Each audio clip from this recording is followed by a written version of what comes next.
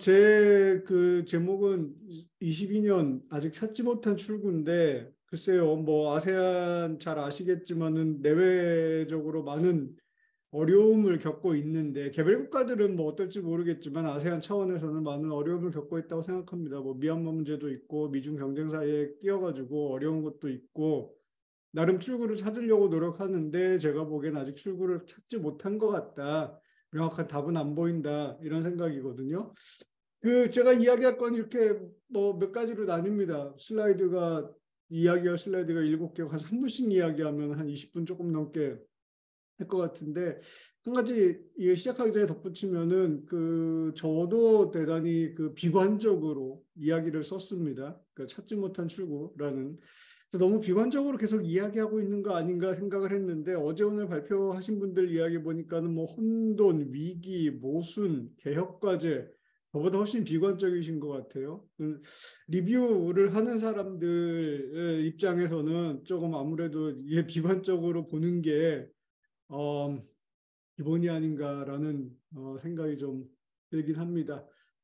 자, 그래서 이야기를 시작해 보면은 먼저 아세안 내부의 동학에 대해서 간단히 이야기를 하겠습니다. 조금 전에 이야기한 것처럼 이중고를 겪고 있다라고 규정을 할 수 있고, 아세안 유니티, 특히 미얀마 문제를 중심으로 해서 아세안 내부에 좀 갈라지는 의견, 그 다음에 대외적으로는 아세안 센트럴리티라는 것이 미중 경쟁 사이에서, 그 다음에 아세안 유니티가 약화됨으로 인한 결과로 또 약화되는 상황이 있고, 이거는 뭐 올해 한 해 이야기, 그러니까 22년 한 해 이야기는 아니고 그 전부터 계속 돼왔던 거고, 22년 초에 이런 상황에서 캄보디아가 의장국이 되면서 많은 사람들이 좀 걱정을 하기는 했던 것 같아요. 2012년에 의장국을 할 때 많이 알려진 프놈펜 피에스코라고 불렸던 그 당황스러웠던 상황들이 떠올랐고, 그래서 이걸 잘 할 수 있을까, 이 중차대한 상황에서 그런 이야기 생각들이 좀 있었고, 아니나 다를까 초기에는 미얀마 문제를 캄보디아가 자기가 자기 주도적으로 뭔가 해결해 보려고 좌충우돌하는 모습을 보였는데, 1년이 지나고 나서 그나마 좀 조용하게 보냈다. 나름 기계적인 균형을 잡으려고 했고, 나름 아세안 국가들의 이야기를 조금 들어가지고 행동하려고 하지 않았었나. 상대적으로 캄보디아 의장국은 조용히 지나갔다라는 생각이고, 미얀마 문제에 관해서는 여전히 아세안은 무능력하다. 그러니까 외부에서 보는 시각으로 무능력하다. 또 내부자적 관점에서 볼 때는 아세안한테 무엇을 어떻게 더 하란 이야기냐.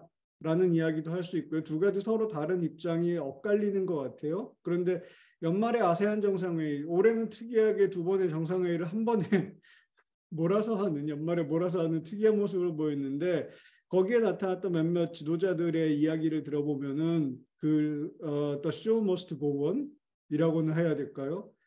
조코위 같은 경우는 미얀마 상황이 아세안을 규정하게 놔둬서는 안 된다. 미얀마는 미얀마고 아세안은 아세안이다. 미얀마 상황을 해결하는 건 해결하는 거지만 아세안은 그거에도 불구하고 앞으로 나가야 된다. 뭐 할 일을 해야 된다. 마찬가지로 리스앤룸도 비슷한 이야기를 했죠. 악화되는 상황을 감안할 때 우리 입장을 완화해서는 안 된다. 당연히 미얀마 문제에 대해서 단호해야 된다. 하지만 한 회원국이 미얀마죠. 의무를 다하지 못한다고 해서 그것 때문에 발버둥이 잡혀서는 안 되겠다라는 이야기를 했습니다. 정확하게 The Show Must Go On에 관한 이야기를 한 것 같고, 동티모르가 가입이 됐느냐 안 됐느냐라는 거는 좀 논쟁적인 사안인 것 같아요. 원칙적으로 가입을 했다, 인 프린시플 승인이 됐다라는 이야기를 하는데 조건들이 좀 붙어 있습니다. 향후에 아세안에서 제시하는 마일스톤을 맞추면은 정식으로 가입되는 걸로. 근데 23년부터 정상회의나 모든 회의들에는 다 참여할 수 있는 걸로. 그래서 의문이 드는 게 이게 원칙적인 가입인가 아니면 변형된 형태의 거절인가 라는 생각이 좀 들었습니다. 아세안을 둘러싼 강대국 경쟁도 아세안 전체를 볼 때는 빼놓을 수 없는 이야기고 늘 하던 이야기인데, 강대국 경쟁이라고 하면 뭐 다른 일본이나 호주, 뭐 한국도 끼울 수 있고 여러 나라들이 있겠습니다만은 미국하고 중국을 주로 많이 보고 있습니다. 작년하고 올해, 그러니까 21년하고 22년하고 미국의 공세가 바이든 취임한 이후에 좀 심했고, 코로나 상황에서 중국은 오히려 좀 수세적인 입장에 있었다. 동남아 지역에서 그렇게 평가할 수 있을 것 같습니다. 특히 22년에는 바이든 행정부에서 2월에 인도 퍼시픽 스트래티지를 새로 발표하면서 기존에 싱가포르, 베트남만 언급했던 거에서 넘어가서 더 많은 국가들을 포함하면서 좀 더 전향적인 자세를 보였고 5월에는 특별정상회의를 하면서 아세안 국가, 그러니까 미국의 아세안 지역에 대한 커미먼트를 좀 보여줬고 그리고 같은 달에 IPEF에 놀랍게도 동남아 7개 국가가 라오스, 캄보디아 그리고 미얀마를 제외한 7개 국가가 참여를 했습니다. 이 이야기는 조금 이따가 다시 드리겠습니다. 그리고 곧 이어서 요하네스 아브라함 대사가 신임 주 아세안 대사가 임명이 됐죠. 이 사람이 앞으로 어떻게 할지에 대해서는 좀 눈여겨 봐야 될 필요가 있을 것 같습니다. 바이든 대통령의 꽤 측근 중에 한 사람이고 아세안에 미국이 대사직을 설치한 이후에 아브라함 대사가 임명되기 전까지 제 기억이 정확하다면 5년 5개월 동안 대사가 있었고 6년 동안 대사가 없었습니다. 그래서 이 측근에다가 새로 대사가 임명됐고 이 사람이 앞으로 어떤 역할을 할 것이냐를 좀 볼 필요가 있겠고 그 다음에 연말에 정상회의가 11월에 끝난 이후에 그 카말라 해리스 부통령이 또 필리핀 팔라완에 가가지고 미국의 남중국해 문제에 관한 미국의 커미트먼트를 새로 하는 정확하게 이런 얘기했죠. 동맹으로서 미국은 남중국해에서 유사시 필리핀에 대한 미국의 지원을 확인한다. 그러니까 필리핀 입장에서 남중국해 문제에 관해서 미국이 어디까지 자기네들을 도와줄 수 있을 것이냐에 대해서 늘 의문부호가 있었고 그것 때문에 필리핀 미국 사이의 동맹에도 의문부호가 많이 붙어 있었는데 어쨌든 이 가가지고 다시 한번 확인을 해줬다라는 측면이 있고 중국은 코로나 초기에 백신도 제공하고 뭐 방역 외교하면서 미국보다 좀 앞서 나간다 동남아시아에서 그런 이야기 많았었는데 제로 코비드 정책을 국내적으로 실시하면서 아무래도 국내적으로 인적 통제가 있다 보니까 대외 정책도 대외적으로 활동하는 것도 좀 많이 제약이 됐었고 그래서 지난 몇 년간 그러니까 한두 해 22년 특히 그리고 21년에 좀 미국에게 좀 밀리는 형상이었는데 어쨌든 시진핑 3년임이 끝나고 나서 그 확정되고 나서 제로 코비드 정책이 이제 끝나고 다시 1대1로라든지 이런 칼들을 빼들고 경제적으로 동남아시아에 접근하지 않을까 예상이 됩니다. 그리고 그 신호탄은 이미 22년 연말 정상회에서 올라왔다. 캄보디아 방문해서 19개 협정 냈고 2,700만 달러를 지원하겠다라고 약속을 했고 리커창 총리가 그 시아누크빌에서 프놈펜까지 오는 고속철 착공 시간대도 참석했었고 또 G20가 시진핑은 인도네시아하고 디지털 녹색 부문 녹색 성장 부분에서 협력하겠다라는 이야기도 했었고 그래서 23년에는 이 중국 그 빗장이 열린 중국이 동남아 지역에서 어떻게 동남아 국가들을 꼬시기 위해서 노력을 할 것인가를 좀 볼 필요가 있을 것 같습니다. 그 경제 분야는 아세안 22년 경제는 팬데믹을 극복하지는 못했죠. 어쨌든 뭐 극복이라고 하는 건 이제 완전히 깨끗하게 앞서졌다는 의미에서 극복이고 아직까지는 흔적이 좀 남아있긴 합니다만은 좀 성장세로 돌아섰다. 5% 아세안 전체로는 5% 조금 적은 나라도 있고 좀 많은 나라도 있지만은 5% 정도 성장이 기대가 되고 그런데 이 5% 성장이라는 걸 또 다 믿을 수 있겠는가? 왜냐하면 그 이전에 경제가 다운됐던 부분들이 있으니까는 그거에서 반등하는 거면은 또 좀 아직은 정상으로 완전히 코로나 이전 정상으로 회복하기는 좀 시간이 걸리지 않을까? 라는 생각인데 오히려 걱정거리는 좀 물가죠. 2021년에 비해서 2022년에 물가 상승률을 보면 2배 이상입니다. 아세안 전체로. 그 전에 몇 퍼센트였더라? 2% 조금 넘었던 아세안 전체 물가 상승률이 5%가 평균으로 넘고 라오스 같은 경우에는 좀 심각합니다. 2자릿수 이상 물가 상승이 예상이 되고요.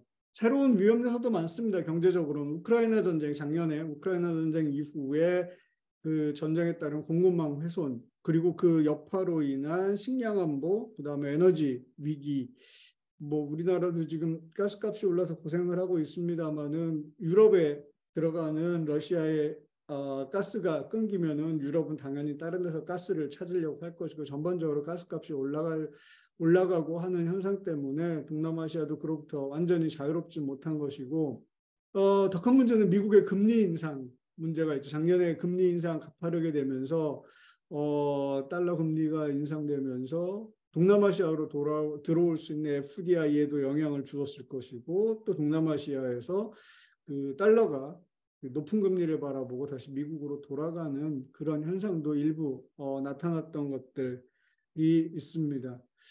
그 IPF에 동남아 국가들이 참여한 거를 좀 평가를 해보면은 분명히 경제적 리스크가 있습니다. 동남아 국가들이 IPF에 참여하는 게.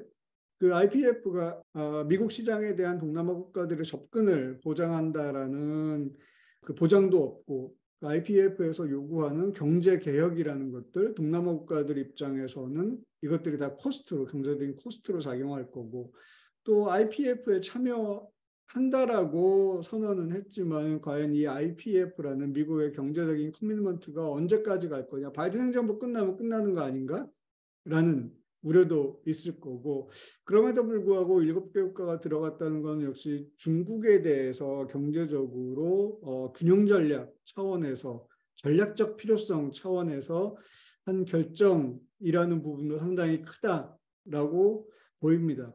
장기적으로 볼 때 지금 국제경제 상황에서 동남아 국가들한테 더 걱정스러운 부분은 오른쪽에 있는 파란색 박스입니다. 미국의 대외경제 정책, 바이든 행정부의 대외경제 정책이 문제인데 아예 처음부터 시작할 때부터 중산층을 위한 대외경제 정책이다.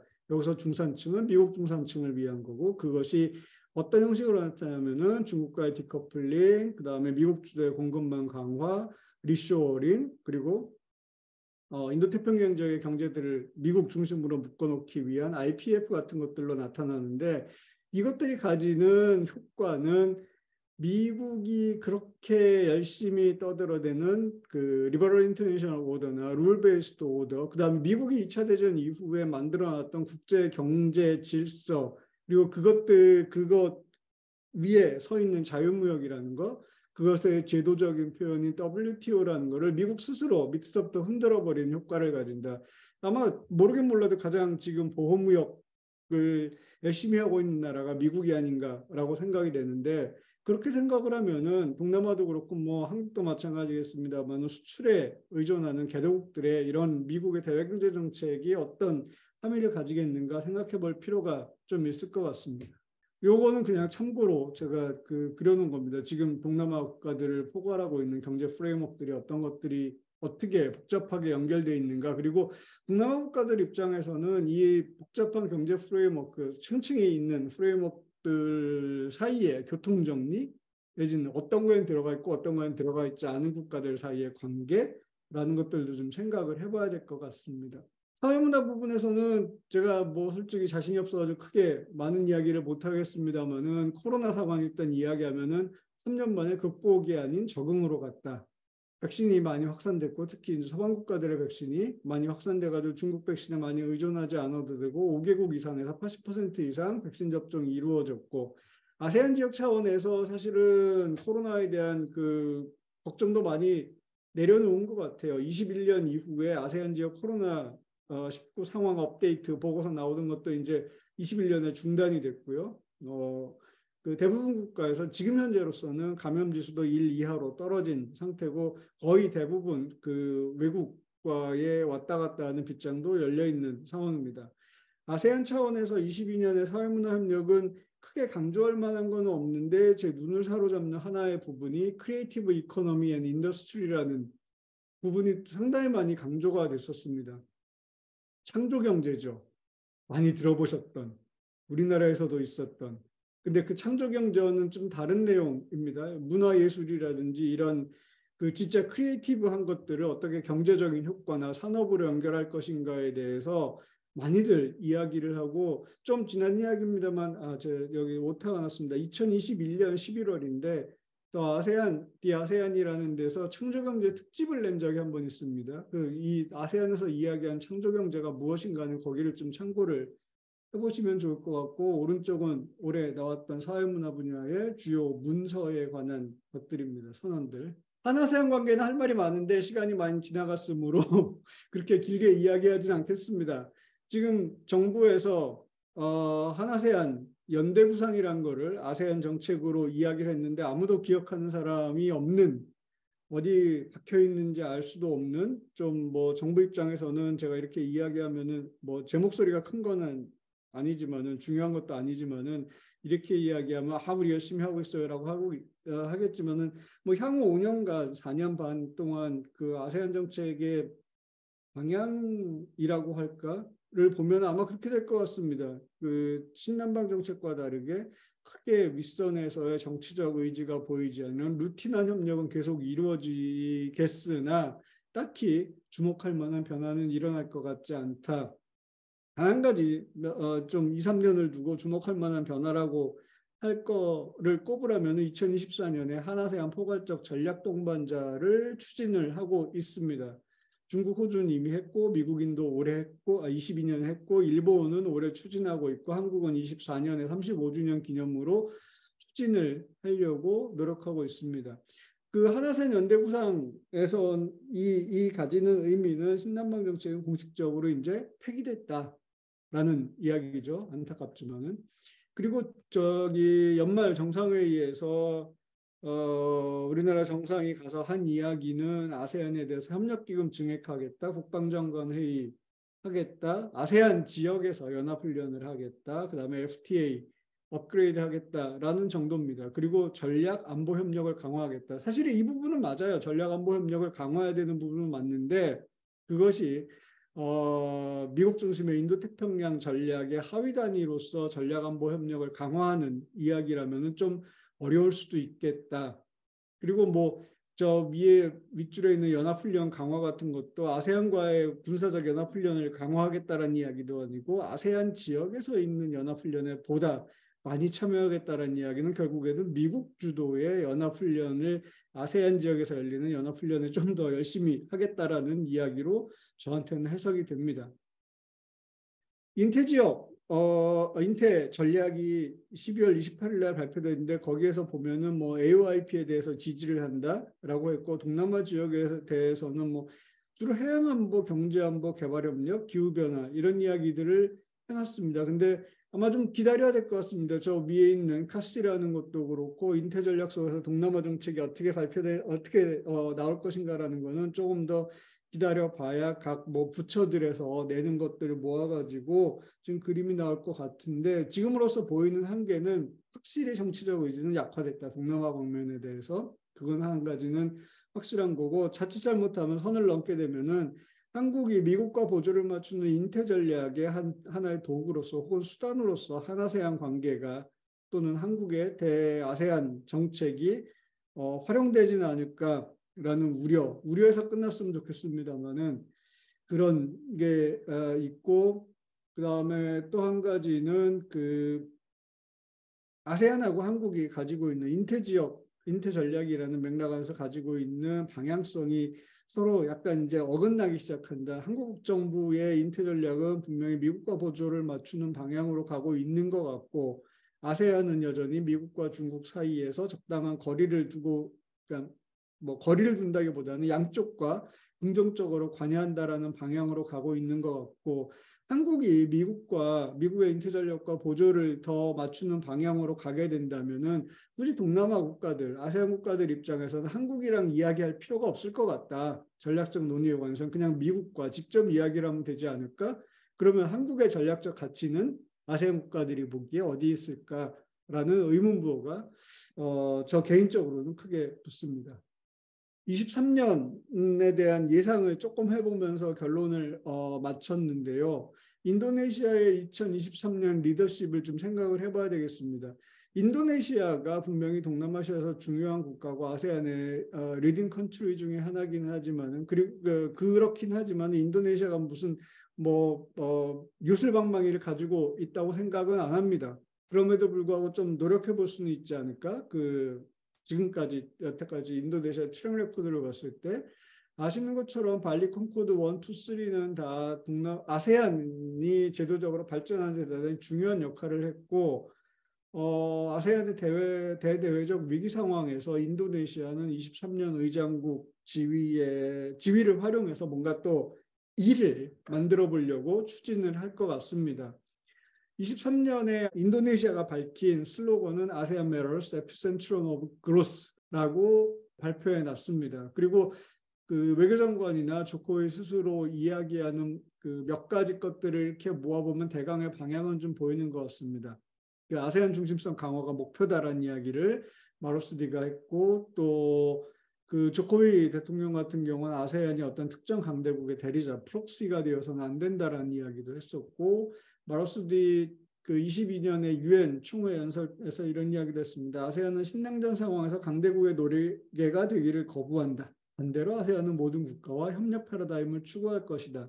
그래서 22년에 이건 제 약간의 희망 섞인 시각으로 이 이야기들을 해석을 해보면 어떤 이야기가 될 것 같냐면은 좀 강대국의 사이에서 아세안 지역의 자율성을 회복하려는 노력, 그리고 그 연장선상에서 아세안 중심성을 강화하려는 노력, 조금 더 나가면은 강대국 경쟁 사이에서 약간의 충돌도 감수할 수 있는 그런 방향으로 가지 않을까? 혹은 가면 좋지 않을까? 그 유니버시티 인도네시아의 에디 프라스티오노 교수 같은 사람은 이렇게도 표현을 하더라고요. 그 Non-Aligned Movement 2.0이 23년 리더십의 핵심적인 내용이 될 수도 있다라고 이야기하는데 좀 두고 봐야겠습니다. 22년에 조코위 대통령이 대외적으로 매우 활발한 활동을 벌였었고, 그 연장선상에 23년이 있고 24년이면 임기가 끝나니까 아쉬울 거 없이 외교 무대에서 마음껏 뭔가 놀아볼 수 있는 판이 벌어지지 않았을까. 조코위 입장에서는 그런 생각하고 이런 발언들을 겹치면은 그런 그림이 그려질 것 같습니다. 그래서 23년에 인도네시아의 리더십은 그쪽 방향으로 갈 것 같고, 근데 한 가지 이제 해결하지 못하는 골칫거리는 역시 미얀마 문제가 되리라고 생각이 됩니다. 또 들린 얘기에 의하면은 몇몇 국가들이 작당을 해서 미얀마를 아세안에서 쫓아내자. 작당이 나쁜 말은 아닙니다. 공모를 해서 함께 노력해서 미얀마를 쫓아내자라는 이야기도 하고 있다라고 하는데, 그거는 현실적으로 좀 쉽지 않겠다. 미얀마가 이뻐서가 아니라 잘해서가 아니라 아세안의 내부 속성상 어렵지 않겠나라는 생각이 들었습니다. 일단 제 이야기는 여기서 정리를 하겠습니다. 감사합니다.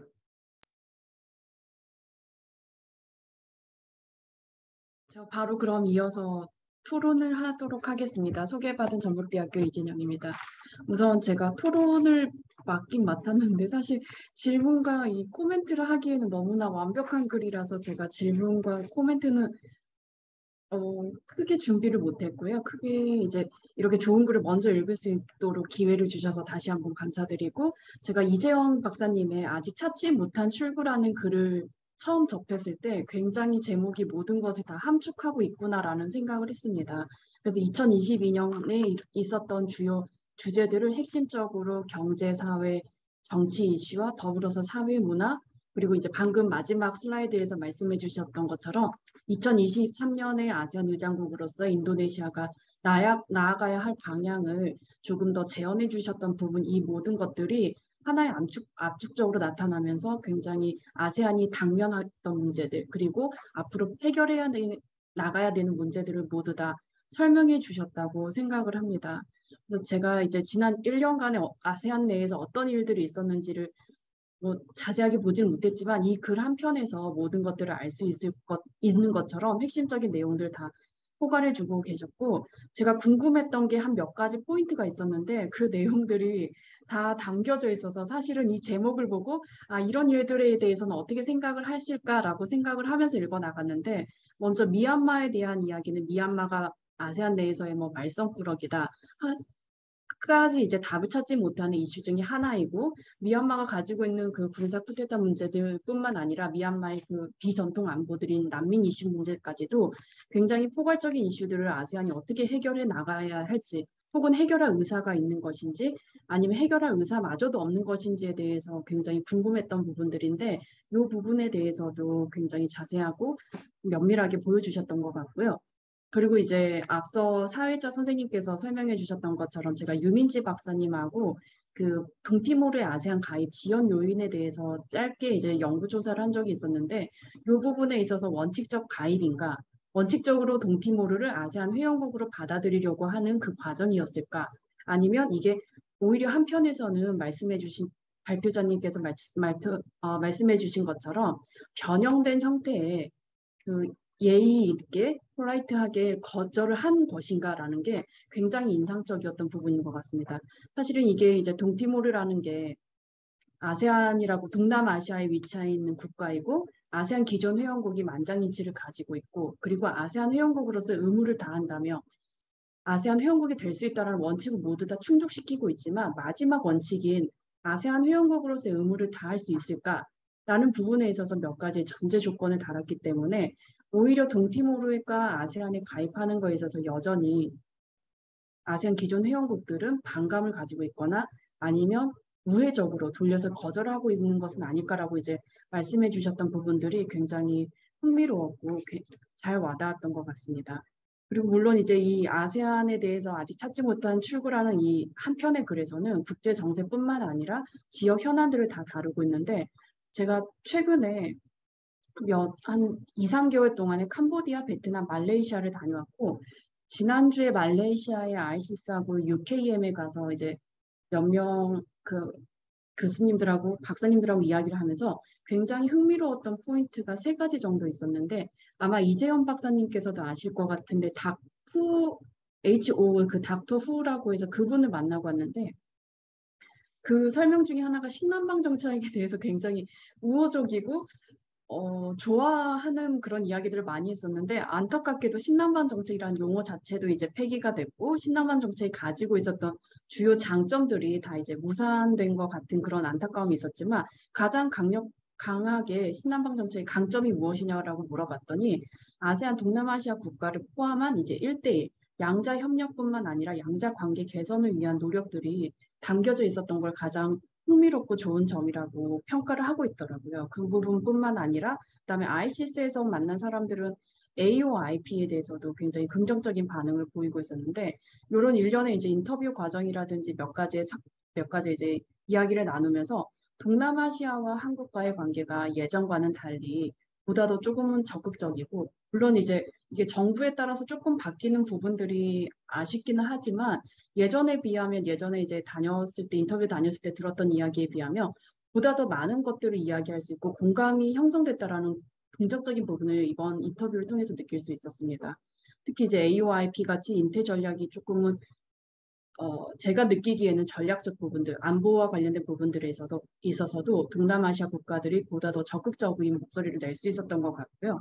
그래서 이런 부분들에 있어서는 제가 사실은 이제 그 전에 2015년, 17년, 18년에서 다녀봤을 때 인터뷰했던 느낌과 신남방 정책이 채택되고 나서 이제 했던 인터뷰 과정에서 나오는 이야기들이 보다 더 다채롭고 풍부하게 나올 수 있었다는 것을 느낄 수 있었고 마지막으로 이제 그 한 가지 이게 조금 애매하기도 하지만 그 미얀마 관련해서 그 이재현 박사님께서 설명 주셨던 것처럼 몇몇 국가에서는 아예 미얀마를 아세안 회원국에서부터 자격 정지 혹은 이제 퇴출 이야기가 나온다라고 나오는 부분도 있고 그렇지만 이제 이재현 박사님께서 전망하시기에는 미얀마가 아세안이 가지고 있는 고유의 전통성, 아세안의 특징이 있기 때문에 회원국으로 여전히 지속될 것이다라고 이제 전망을 하시는데 사실 이 부분에 있어서 제가 가지고 있는 게 혹시 이런 페널티 같은 거를 만들 수 있지 않을까라는 생각을 해봤지만 물론 이거 이제 아세안 내에서 이제 정리를 할 부분이라고 생각을 하고요.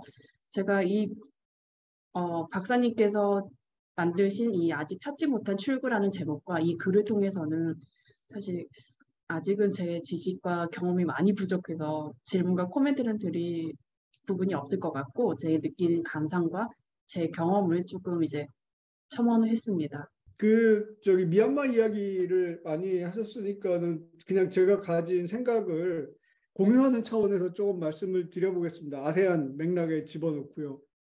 그 일단 명확하게 전제를 하고 들어가야 되는 거는 미얀마는 상당히 문제가 많은 상황입니다. 그리고 미얀마 군부의 입장을 옹호할 생각도 없고 아세안 안에서 미얀마 문제에 대해서 잘 처리하지 못하고 있다라는 부분에 대해서도 상당히 동의를 하고 문제가 많은 상황이죠. 그런데 그냥 딱 그 현실적인 맥락만 놓고 보면은 그 한두 가지 이야기를 조금 할 수 있을 것 같은데 첫 번째는 뭐냐면은 아세안을 위한 변명입니다. 미얀마 상황이 생기고 나서 국제사회가 한국을 포함해서 잠시 관심을 가졌다가 지금 아무도 안 돌아보고 있어요. 그러다가 미얀마 문제만 나오면은 아세안한테 손가락질을 하는 거죠. 미국이나 이런 강대국들 유럽에서 뭐 나름 아세안 문제, 인권 문제에 대해서 관심을 갖고 있다라고 미얀마 문제, 인권 문제에 대해서 관심을 갖고 있다라고 하는 나라들도 그 관심이 6개월을 지나가지 않았고 그 이후로는 아세안이 잘했다는 게 아니라 모두 손가락질을 아세안에만 야 너네들은 같은 회원국이 저러고 있는데 그것도 하나 문제 해결을 못하니 라고 비난만 하고 있는 게 아세안 입장에서는 좀 억울할 수도 있겠다. 잘했다라는 이야기는 절대로 아니고요. 그런 생각이 들고 조금 나쁘게 보면은 아세안 국가들 입장에서는 그런 생각도 해볼 수 있을 것 같아요. 시간이 지나가면은 조용히 덮이지 않을까? 어차피 미얀마가 아세안에 들어온 건 1997년이고 그 뒤로 2015년에 미얀마에서 아웅산 수치가 이끄는 NLD가 집권하기까지 97년부터 2015년까지면은 20년인가요? 20년 넘게 그 군부들이랑 같이 아세안 테이블에 앉아 있었고 그게 동남아 국가들 입장에서는 또 그렇게 낯설지도 않겠다. 시간이 지나고 그 상황이 잠잠해지면은 뭐 앉을 수도 있는 문제 아닌가? 그렇게 생각하고 있는 나라들도 있을 것 같아요. 안타까운 상황이지만은 아세안이 미얀마를 퇴출시킬 수 있을 것이냐 라는 문제에 대해서 이야기를 하는 사람들이 되게 많은 것 같은데 사실은 저는 그런 생각입니다. 또 여기 계신 분들 다 아는 이야기지만 아세안은 의사결정하는데 만장일치를 채택을 하고 있고 아세안 내부에는 회원국을 쫓아낼 수 있는 규정이라는 것이 있지도 않고 회원국을 쫓아내겠다라고 하면은 아세안 국가들이 다 동의를 해야 되는 거고 그 동의하는 투표를 하는 데는 원칙적으로는 미얀마도 들어가야 되는 거죠.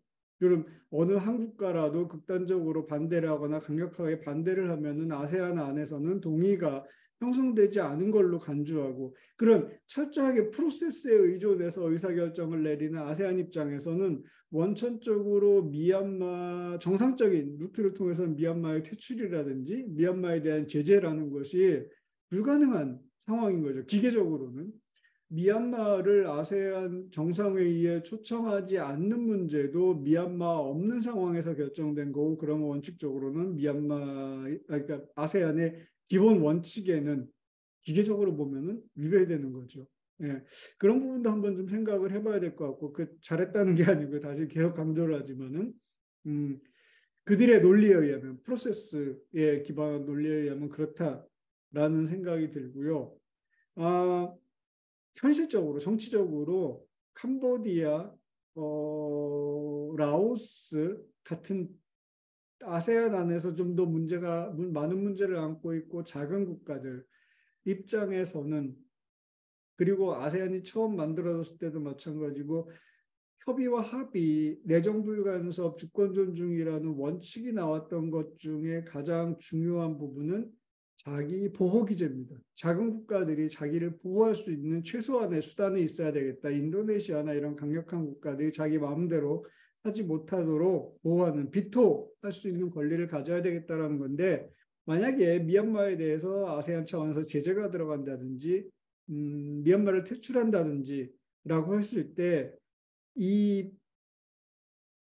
협의와 합의라는 그 원칙이 가진 작은 국가들에게 주는 비토권이 무력화된다라는 의미가 되고 그렇게 됐을 때 아세안 안에서 작은 국가들 입장에서는 이걸 어떻게 바라볼까? 만약에 미얀마를 퇴출했을 경우에 아세안의 유니티는 더 빨리 어그러질 것 같다라는 생각도 좀 들고요. 그냥 저의 그 추측이긴 합니다만은 그런 생각이 좀 듭니다.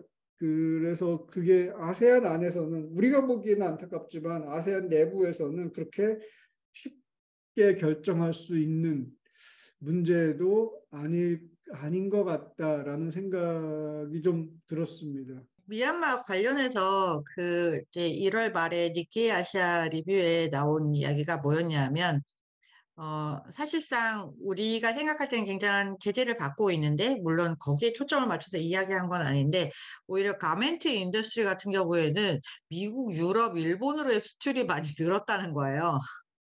그러니까 한편으로는 이제 봉제 공장에 일하는 사람들은 이렇게 높은 임금을 받지 않고 있기 때문에 저는 뭐 그래도 먹고 살 방편이 있어서 다행이다라는 생각이 한편은 들지만, 결국은 마치 대단히 큰 싸움을 하는 것처럼 보이지만 그런 일부 섹터에 대해서의 무역은 계속 일어나고 있는데, 우리가 이게 효과적으로 제재를 하고 있는 건 맞는 것인가, 또 이런 방편으로 해결이 되는 것인가 하고 아주 간단한, 예, 질문을 좀 드려보고 싶었습니다. 그 지금 이야기하신 거는 뭐 고 박사님이 질문하시면서 답을 다 주신 것 같은데요. 예, 저도 그 생각엔 전적으로 동의하고, 뭐 미국도 그렇고 유럽도 그렇고 뭐 한국도 그렇고 제재를 한다고는 하지만 우리도 문제가 많고 거기에 루프홀들은 많이 있고, 예, 그 너무 좀 그 저기 뭐 어떻게 표현을 해야 되나, 오늘 단어가 잘 안 붙습니다만은 너무 뻔하고 너무 현실적인 이야기 같긴 합니다만은, 그렇게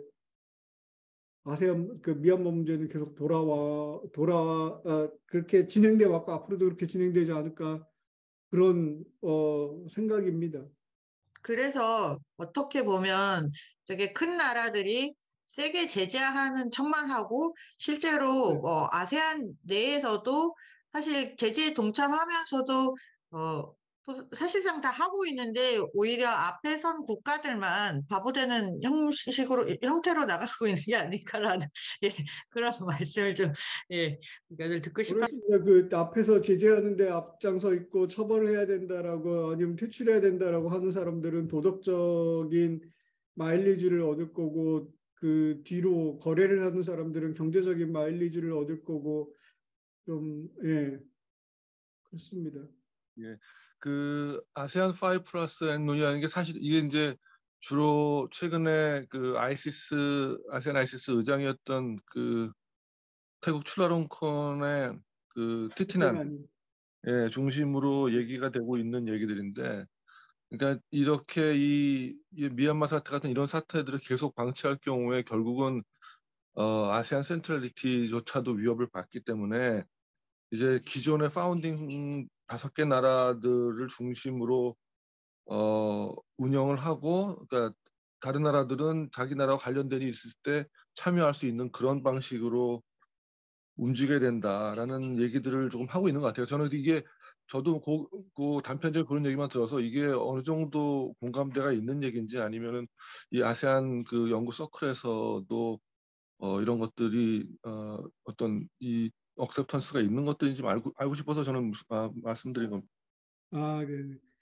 그런 거를 학자들이나 정책을 이야기하는 사람들 사이에서는 아이디어를 낼 수 있을 것 같은데, 그게 정부에 의해서 받아들여질까? 그 어쨌든 결정은 정부 차원에서 하는 거고 아세안 차원에서 하는 거니까 받아들여질 수 있을까? 미얀마 문제라는 것이, 아니면은 뭐 동티모르도 있고 라오스, 캄보디아 이런 나라들의 그 좀 작은 나라들의 문제라는 것이 지금 아세안 10개국 체제를 와해시킬 정도로 크게 크리티컬하게 올라왔는가라는 거는 좀 저는 개인적으로는, 예, 잘 모르겠습니다. 거기까지도 올라오지 않은 것 같다라는 생각이 드는 게, 한번 생각을 해보면은 아세안 10개국 만들어지고 나서 그거를 다시 5개국가 핵심 국가 플러스 상황에 따라서 이 작은 국가들하고 협력하고, 그럼 베트남은 분명히 이 플러스에 들어가면 기분 나쁠 거고요. 최소한 아세안 6는 돼야 될 것 같고, 어, 그 이렇게 나누는 거는 아세안 유니티라는 거를 오히려 자기네들 스스로 약화시키는 첫걸음이 아닐까라는 생각이 좀 듭니다. 그러니까 아세안 입장에서는 아세안 10개를 어쨌든 고수하는 것이 가장 그럴듯한 방법이겠다. 문제가 있다고 그래서 이 주변에 있는 몇몇 친구들이 문제가 있다고 그래서 그거를 자기 스스로 내려놓기 시작하면 그 안에서 또 갈등이 생기고 더 작아지고 더 작아지고 분화되는 연쇄적인 움직임이 나타날 것 같다라는 생각 때문에 아세안은 많은 문제에도 불구하고 한동안은 이 10개 국가를 끌고 가는 그거를 고수할 것 같아요. 제 생각에는. 뭐 제가 지금 아는 바가 많지 않기 때문에 드릴 수 있는 말은 거기까지입니다. 예, 뭐 저도 뭐 우리 이재현 선생님하고 비슷한 생각을 하고 있는데요. 다만 저는 이런 얘기들이 어느 정도까지 지금 확산되고 있다는 걸 좀 혹시 궁금해서 말씀드렸습니다. 저는 의견은 비슷합니다. 이재현 선생님하고. 감사합니다. 예. 예, 뭐 그 질문에 답이 다 들어 있으신 거에 있는 것 같아요. 제 생각에도 그러니까 아세안 중심성의 약화라는 게 딱 그 지금 여기에 써 주신 그 이야기지요. 미국이나 중국이나 이런 강대국들 중심으로 지역의 제도들이나 질서가 재편되는 상황에서 아세안 국가들이 내부적으로도 문제가 있고 외부적으로는 자기네들이 큰 힘을 투사할 수 없을 때 냉전 끝나고 나서 미중 경쟁이 시작되기 전까지 한 20년 정도의 지역에서 어느 정도 힘의 공백이 있는 상황에서는 아세안 국가들이 우리가 중심이 돼서 으쌰으쌰 해가지고 지역에 있는 큰 국가들도 모으고 해가지고 이 지역에 없었던 다자 안보 체제도 만들고 거기에 참여하는 강대국들도 아세안보다 큰 국가들도 큰 부담 없이 들어와서 그래 한번 해보지 뭐 좋은 이야기인데 라고 참여를 할 수 있었는데 이제 강대국들이 세게 붙기 시작을 하면서 이 강대국들의 경쟁이라는 게 지역국가들 하나씩 끌고 들어가면서 아세안 중심으로 한 다자 제도가 설 자리가 갈수록 좁아지고 힘이 약해지고 하는 것이 정확하게 아세안 센트럴리티가 약해지는 그 현상이거든요. 그래서 지금 이대로 그냥 간다면 ARF 같은 아세안 제도들이 가질 수 있는 가치나 유용성 줄어들겠죠. 지금 이 상황대로 그대로 간다고 하면은. 그리고 아세안이 이런 제도들을 통해서 중심성을 어떻게 유지할 수 있을까가 아니라 아세안 중심성이 유지되어야 이 제도가 유지된다라는 거꾸로 좀 저는 생각하는 편이거든요. 그래서 그런 말씀을 드릴 수 있을 것 같고 저는 오히려 한국 같은 입장에서 지금 생각을 해보면은 우리가 미국으로 갈 거냐 중국으로 갈 거냐 방향을 선택하는 것보다는 차라리 미국, 중국이라는 강대국들이 지역에서 이렇게 나누어 먹기식 내지는 지역의 헤게모니를 추구하기 위해서 지역 국가들을 압박하고 있는 상황에서 한국이 거기 어느 한쪽에 올라탄다고 우리의 전략적 가치가 높아질까? 우리의 전략적 자율성이 높아질까라는 생각을 좀 하고 싶거든요. 그래서 아세안이라든지 다른 지역 국가들을 묶어가지고 지역의 지역 질서나 전략 구도 안에 중소국가들의 목소리나 이익을 반영하는 방향으로 동남아 국가들이나 아니면 다른 지역의 중소국가들하고 협력하는 거를 다자제도를 강화하는 거를 그쪽 방향으로 한국이 좀 더 힘을 실었으면 좋겠다라는 생각을 좀 하는 편입니다. 제가 아세안을 위한 변명을 하고 싶어요. 제가 12월에 가서 아세안 관계자도 만나고 그래서 미얀마 관련해서 변명을 워낙 아까 이재현 선생님이 얘기하신 것처럼 아세안이 두들겨 맞고 있기 때문에 근데 사실은 지금 아까 또 말씀하셨듯이 이 문제를 풀어야 되는 국제적인 최우선 당사자가 또 아세안이죠. 그렇기 때문에 이 아세안이 뭔가를 해야 될 수밖에 없는 상황이잖아요. 그렇기 때문에 아세안이 무엇을 하고 있고 또 할 수 있는지에 대해서 좀 살펴볼 필요가 있다는 생각이 들고요. 그런 무엇을 할 수 있는지 살펴보는 거는 지난 무엇을 했는지에 대해서 좀 균형 있게 생각할 필요가 있다는 거예요. 제일 첫 번째 얘기는 아세안이 억울한 거는 민 아웅 홀라잉을 초청했을 때 자카르타로 초청해서 5개항 합의를 볼 때죠. 그때 민 아웅 홀라잉 장군을 국가 수반으로 부른 적이 없다는 거예요. 호칭을. 그렇기 때문에 여지껏 아세안 입장에서 미얀마의 국가 수반은 민 아웅 홀라잉이 아닌 거예요. 그게 하나 좀 아세안 측에서 인정해달라. 좀 오해가 많다. 이렇게 얘기하는 거고요. 두 번째는 아세안 정상회의에 비정치적 대표를 파견해라 라는 요구를 했었죠. 그리고 이제 그래서 계속 미얀마가 또 못 가고 있기도 하고 비정치적 대표를 어떻게 보내겠습니까?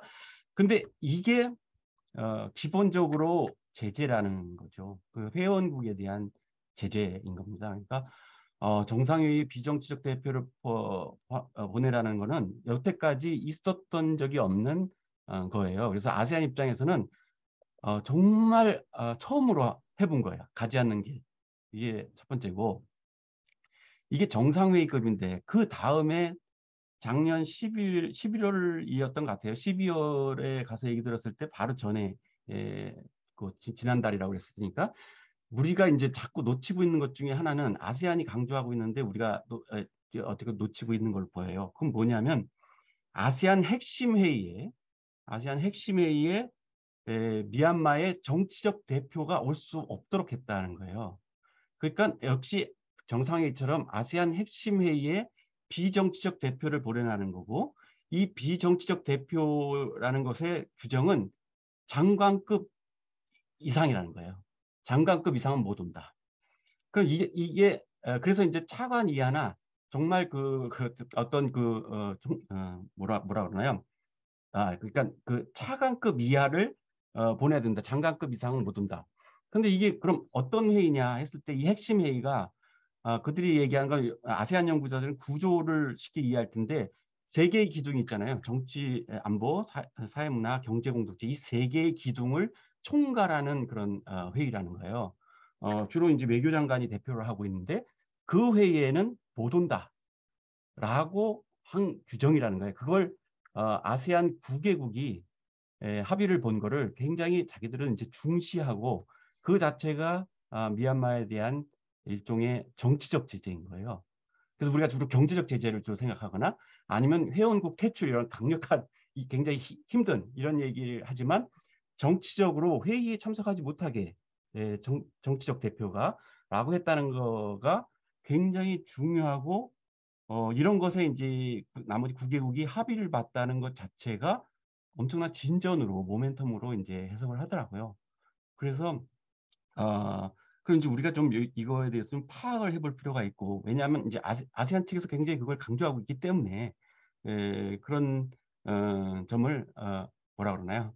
보충하고 대변했습니다. 여기 아세안 관계자가 없는 것 같아서. 전태성 선생님 이야기하신 거에다가 1분만 덧붙이면은 지금 이야기하신 거 제가 아까 이야기하려던 거를 잘 정리해 주셨는데 그런 생각이 드네요. 아세안이 미얀마에 대해서 할 수 있는 패시브한 게 있고 액티브한 게 있다.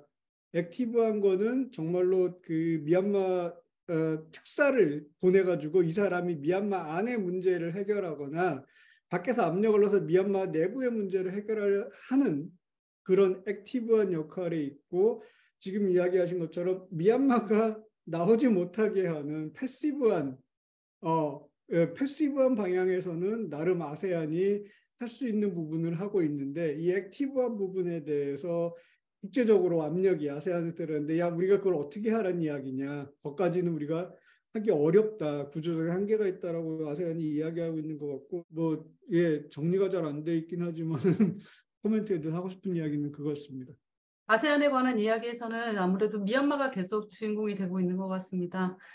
저는 사실 아세안 정상회의에 미얀마를 참가를 시키느냐 마느냐 또는 아세안에서 미얀마를 빼자 말자 이런 논의보다는 아세안에 속해 있는 각국들에서 이제 미얀마 쿠데타 이후에 발생하고 있는 난민들이라든지 이런 사람들에 대한 지원들을 좀 하는 이런 식의 좀 더 구체적이고 실천 가능한 그런 방안들을 좀 내놓는 게 필요하지 않나 그런 생각을 하고 있습니다.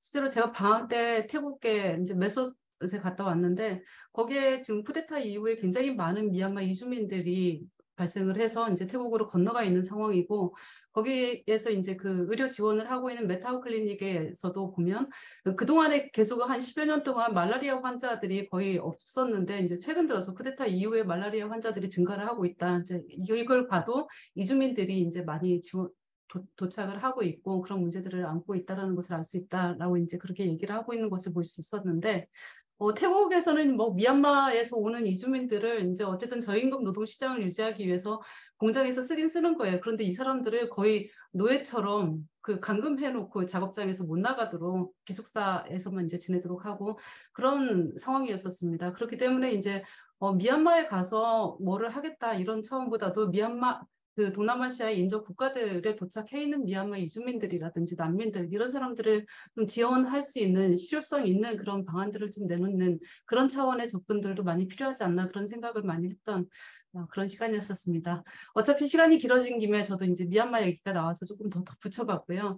네, 오늘 이제 그 동영 설명회는 여기서 마치도록 하겠습니다.